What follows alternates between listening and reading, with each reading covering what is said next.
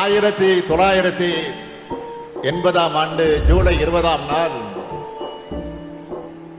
மதுரை ஜான்சிராணி பூங்காவில இளைஞரணி தொடங்கப்பட்டுச்சு.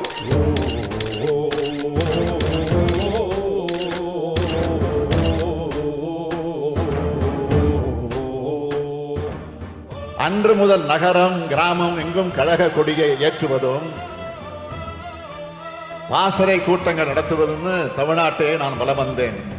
மாநாடுகள் நடத்தப்படுகிற பெரும் பேரணிகள் எல்லாம் எங்களுடைய வெண்சீருடைய அணிவகுப்பால பலரையும் அண்ணாந்து பார்க்க வச்சது. போராட்ட களங்கள்ல இளைஞர்களை அதிகமாக பங்கெடுத்தாங்க. தேர்தல் பரப்புரைகள்ல இளைஞர்கள் சுற்றி சுழன்று பணியாற்றினாங்க. 1980 முதல் கட்சிக்குள் புது ரத்தம் பாய்ச்சியது இளைஞரணி.